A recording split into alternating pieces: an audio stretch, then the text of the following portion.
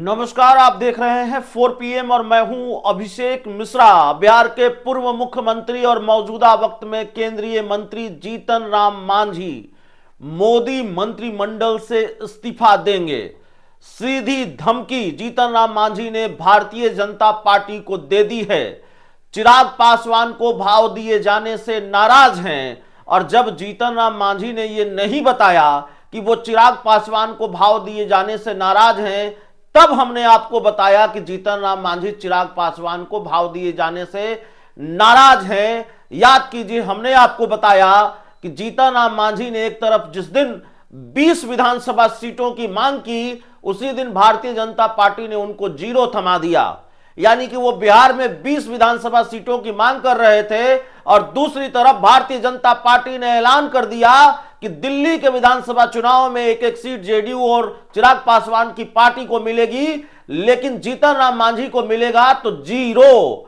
उसी दिन जीतन राम मांझी ने 20 विधानसभा सीटों की मांग की थी और फिर यह सवाल पनपने लगा कि एनडीए के अगले पशुपति पारस जीतन राम मांझी हैं क्या। ये बड़ा सवाल महत्वपूर्ण था। आज जीतन राम मांझी ने यहां तक कह दिया है कि वो केंद्रीय मंत्रिमंडल से इस्तीफा दे देंगे, मोदी मंत्रिमंडल से इस्तीफा दे देंगे। हालांकि जीतन राम मांझी की कथनी और करनी का फर्क सब जानते हैं।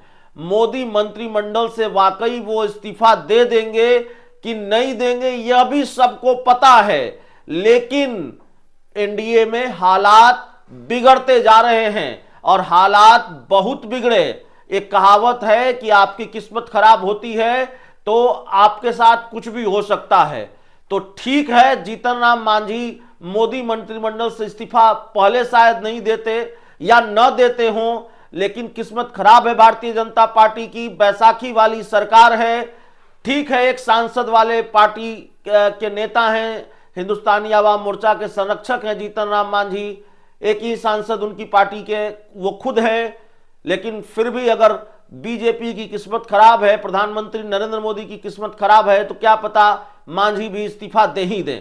दरअसल जीतन राम मांझी ने धमकी दी है और चिराग पासवान को जिस तरह से भारतीय जनता पार्टी भाव दे रही है, चिराग पासवान को जिस तरह से एनडीए में भाव मिल रहा है, उससे वो नाराज हैं और उन्होंने साफ कहा है कि लगता है केंद्रीय मंत्रिमंडल छोड़ना पड़ेगा।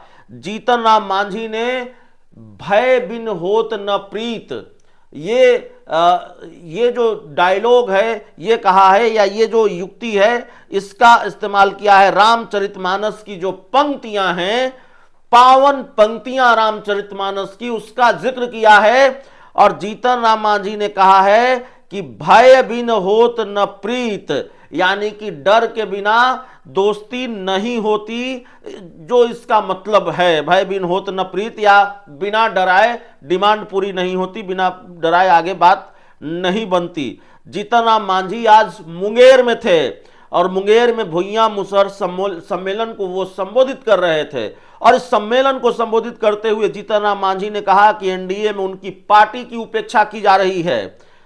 झारखंड में विधानसभा चुनाव हुआ तो हमारी पार्टी को कोई सीट नहीं दी गई, दिल्ली में विधानसभा चुनाव हुआ तो वहां भी हमारी पार्टी को कोई सीट नहीं दी गई। बीजेपी वाले कहते हैं कि हम नहीं मांगे थे इसलिए नहीं मिला।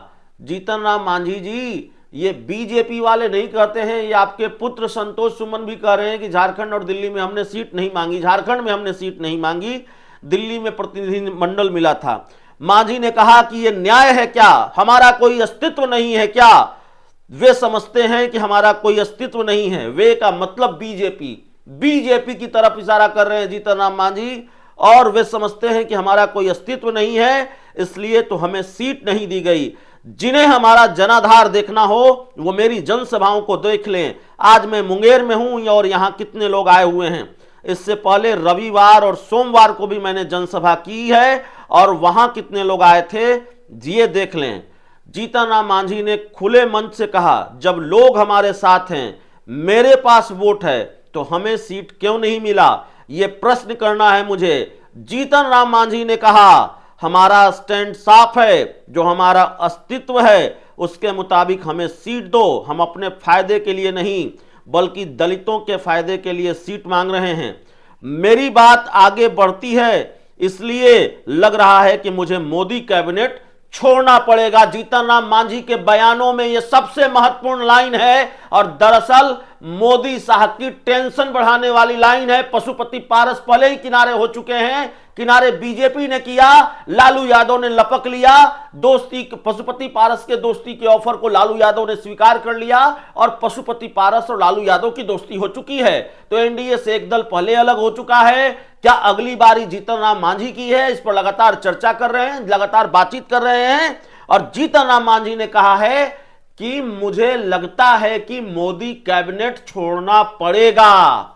यह बात हम नहीं कर रहे हैं, मीडिया रिपोर्ट्स के हवाले से जीतन राम मांझी के मुंगेर से जो बयान आया है जीतन राम मांझी का, उस बयान में उन्होंने कहा है, जीतन राम मांझी ने अपनी ही सरकार पर प्रेशर बनाया, प्रेशर पॉलिटिक्स शुरू कर दी है। कई मांगे उन्होंने रखी है। उन्होंने कहा कि बिहार के सारे भूमिहीन दलितों को 5-5 डिसमिल जमीन मिलनी चाहिए।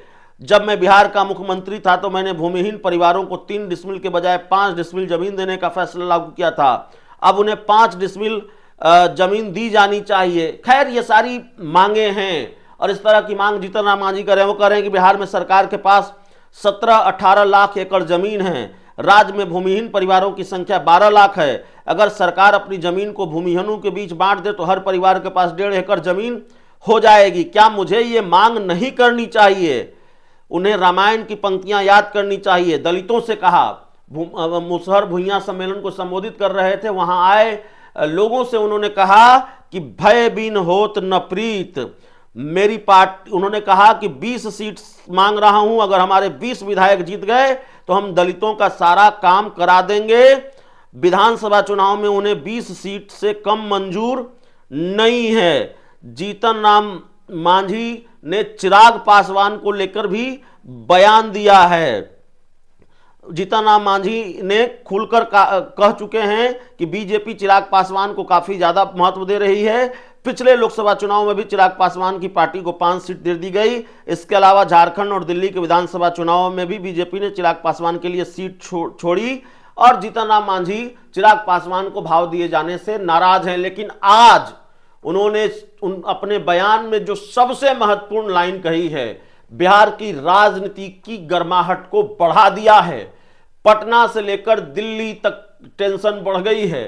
भारतीय जनता पार्टी की टेंशन बढ़ा रहे हैं जीतन राम मांझी। मोदी शाह को हिला दिया है जीतन राम मांझी ने यह कहकर कि मंत्री पद छोड़ना पड़ेगा, मोदी मंत्रिमंडल से इस्तीफा देना पड़ेगा।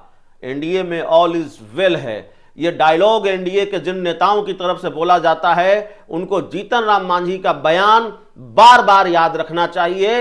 वैसे चिराग पासवान का बयान भी याद रखना चाहिए। वो भी कह चुके हैं कि जरूरत पड़ेगी तो मोदी मंत्रिमंडल से लात मार दूं, माफ कीजिएगा, उन्होंने कहा मंत्री पद को लात मार दूंगा। तो ऑल इज नॉट वेल है। बहुत बहुत धन्यवाद।